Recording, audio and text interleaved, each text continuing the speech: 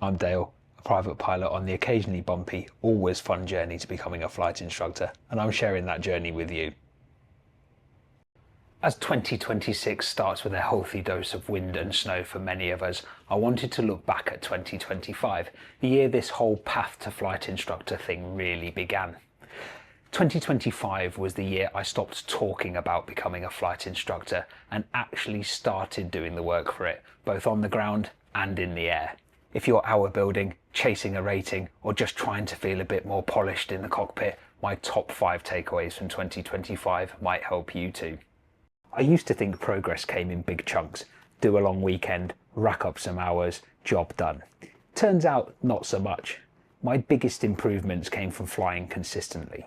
Short flights, local flights, flights which offered me the opportunity to directly compare them against flights that I'd already done. Consistency keeps your scan alive, your hands honest, and your radio calls sounding like you actually belong there. And it stops that awkward first 20 minutes or so of every flight where you're thinking, wait, how is it that I used to do that? What is it I need to do? What's that point on the checklist? My second reflection, make every flight have a purpose.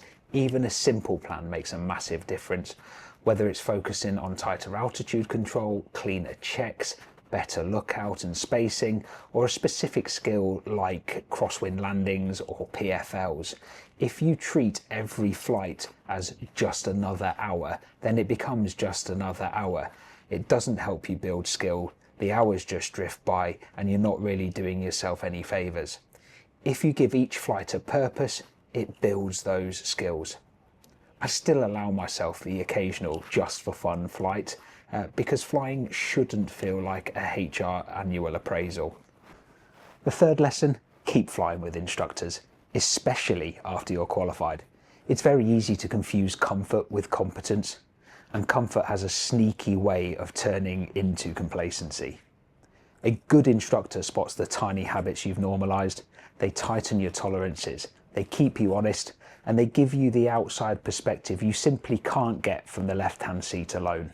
I've learned more from a couple of well-timed instructor comments than from the tens of hours flying around thinking everything was fine.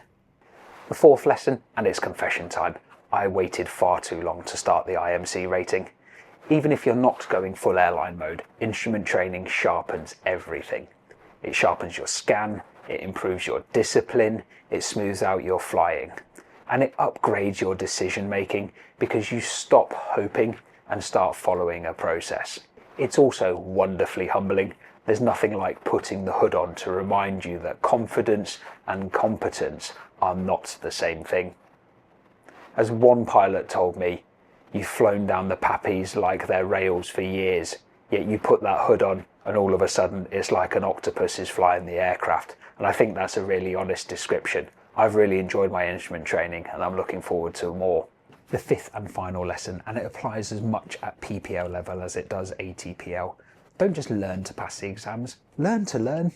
When I did my PPL, I did like many do. I studied the content, practiced the exams and fired on. I thought I had an excellent knowledge. I was humbled last year when I tackled the commercial level written exams. But I also saw a behaviour that in my view is all too common. People who know the answers to questions but have little understanding of why those answers are the answers. The CAA have recognised this trend and are changing how they write, particularly the commercial exams, to check for understanding and not just rote learning. Now some might disagree, but I think that can only lead to safer pilots. So there's my wrap up of 2025, and now things start to get properly exciting. I've got a few weeks left before my instructor course starts at the end of February, and alongside doing my day job, I've got a few key things to tick off. My IMC tests, both the written and the practical, the final hours building push with 12 more pick hours to go, and I've got to refresh my knowledge to make sure that I'm ready for that instructor's course. That's the moment I've been working towards, and I'm going to document the whole thing, the good bits, the awkward bits, and the bits I'd probably wish I'd edited out. If you're on your own training journey, tell me what you're working on, and the best of luck. I hope you'll follow me as I go through the FI process and we can check away.